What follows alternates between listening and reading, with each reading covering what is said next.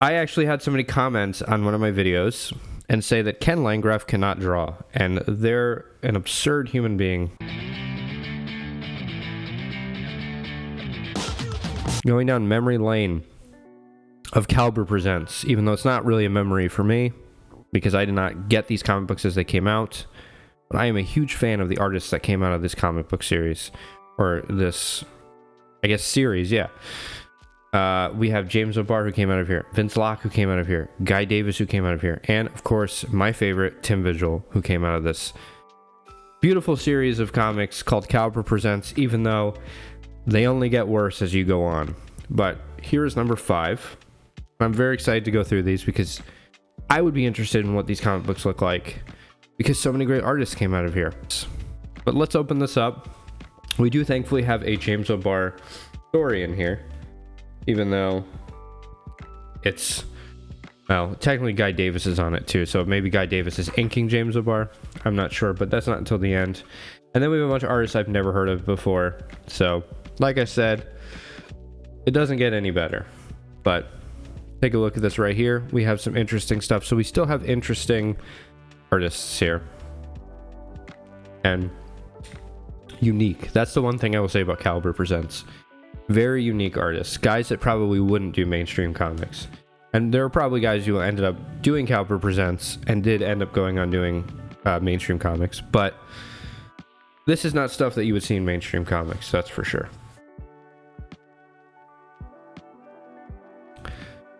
Actually reminds me a bit of Guy Davis in some ways, but not really actually. Very like squiggly art there, kind of gestural, thinking about the gesture more so in these small panels, but great anatomy here, great form.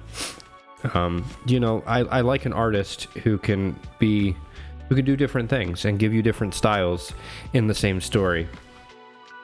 It's very interesting when it's done. But if it's too different from panel to panel, then it gets confusing. But I mean, I love this like negative space here. And these eyes here. Great stuff. Great. It's just great art here.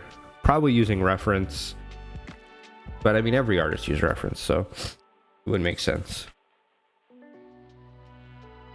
Just crazy hatching lines. Crazy inking here. I mean, look at those. You know, when you get those inking books, those like learn to ink books, you're doing a lot of lines like this and you don't understand why you're doing it. It's giving you the shadow here, but it's doing it in such a unique way, and I absolutely adore this style, this ink style. Sometimes it's a little difficult to look at what you're looking at, but that looks like some kind of I don't know, like some kind of cloth that she's holding in her hands. Very cool there with the sort of cloth-like drapery feel. Great compositions too. You're not getting similar camera angles at all. That up, like looking up headshot, very, very difficult to draw. Drawing the bottom of that face, so difficult. And I love the ink style. It's just crazy, erratic inking. Oh, we have some Ken Landgraf in here. Very interesting. We'll be looking at that in a minute. You know I'm a big Ken Landgraf fan. Great stuff. I love the ink work. All right, so we have Ken Landgraf here doing some more traditional style. I actually had somebody comment on one of my videos and say that Ken Landgraf cannot draw, and they're an absurd human being because they clearly have not seen any of Ken Landgraf's work. And I mean, come on right there. Come on now. He's inking this too. So look at that ink job there. Look at that ink work. Beautiful stuff. That's one thing I will say about Caliber is if you want to be an inker, these are the books to look at. Man. That's some beautiful stuff. Sorry, I have the mic in my way. I'm trying to look at the work through the mic. Man.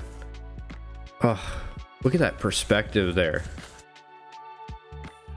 Beautiful, beautiful perspective. Beautiful ink job.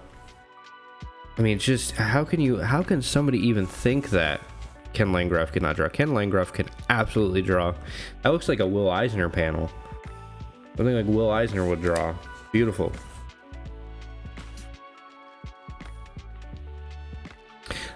And remember, kids, just because you don't like somebody's style does not mean they cannot draw.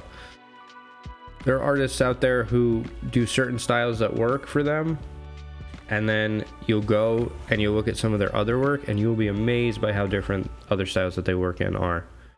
And then there are guys who stay in the same style forever, like a Mignola. And I love Mignola, so I am not complaining. Man, this is beautiful work. Look at that panel there.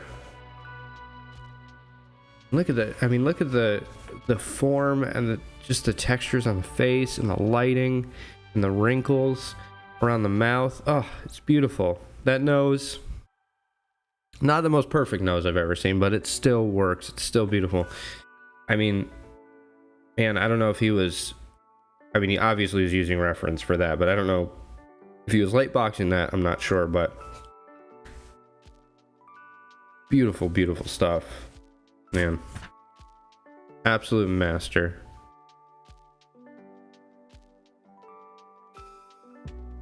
All right, and then we have some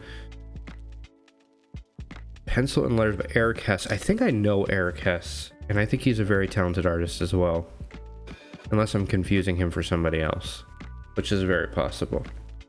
But man, Caliber at this point, not bad, not bad. No Tim Vigil, which I'm a bit sad about. And the other thing is you get such diversity in stories as well. You know, you're not getting the same like dark, like Crow story. You know, they were very they wanted different kind of stories, which I really, really dig, because you get different experiences.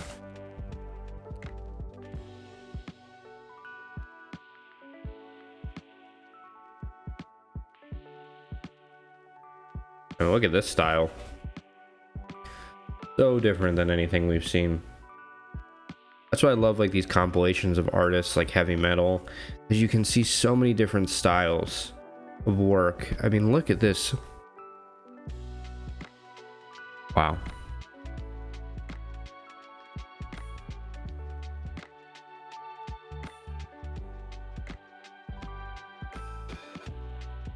So cool. I love the light. I love when somebody can use their inking skills to the max.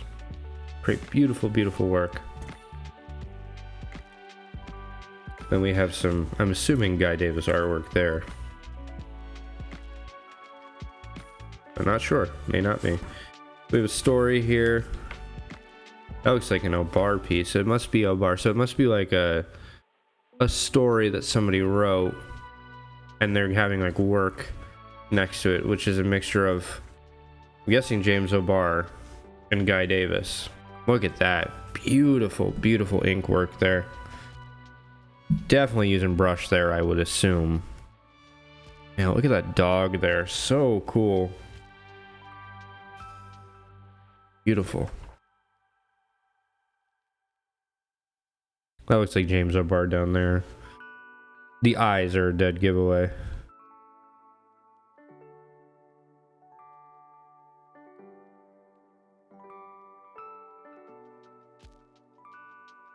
I love looking at artists I've never seen before. And then we end here. I guess a bonus. I'm not sure who the artist on this is. I'm sure it probably says it right here, but it's difficult to see. Not sure who the artist is. Does it say on the back? No, it does not. All right. Well, we'll flip through it. Take a look at it. Love how we have the animal with the human characteristics.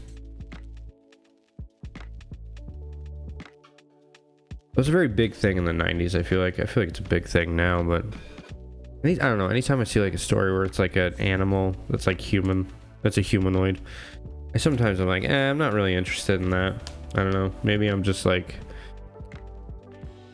you know, I don't know. spoiled, I guess. Great artwork though. Very cool stuff. Look at that flowing hair there. Fun. It looks fun. And that's all that really matters. And I love looking at these Caliber Presents issues. And then we got Gringo on the back again. They must have been very interested in that.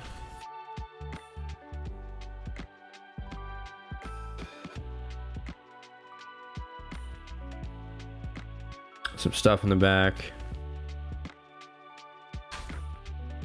I don't know if they were trying to be like heavy metal or what, but very cool. And then Kevin Van Hook, I've never heard of that artist before, but a very cool back cover that I've never seen before. But yeah, here's issue 5 of Caliber Presents, and I'm gonna be honest with you, I think the standout was probably Ken Landgraf. I'm gonna go as far as saying it's Ken Landgraf.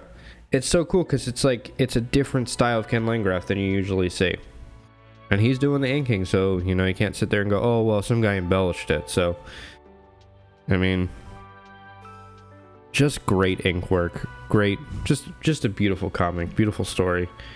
There's a lot of great stuff in here, but like I said, Caliber Presents gets way worse in the end. I promise you it's gonna get worse, which is probably not a good thing, but I don't think it gets like comedically worse, but it just gets less interesting. Like I said, there's like one issue that I went through and I was like, I don't know what I'm gonna say about this issue when I do it eventually, and I forgot what was in that issue, so I'm kind of like, I've already seen these, but I'm going through them again for the first time because I don't remember a lot of the stuff that was in there, but I do remember there being one horrible issue. But anyways, hopefully you're enjoying these Caliber Presents issues.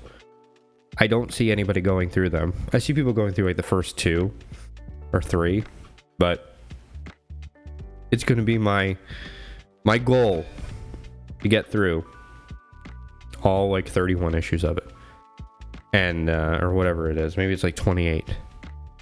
There's an interesting one later on that I think has a James O'Barr sketchbook, but it's only like 3 or 4 pages, so when we get there we'll have to like sit on those pages for a while. But yeah, I mean, the James O'Barr stuff was pretty cool. The Guy Davis stuff was really cool. It was all cool. I mean, that was a beautiful, beautiful piece. And I love the way he does hair. Like, you can tell James O'Barr, like, right from looking at it. The way he does hair and, like, the way he does inking.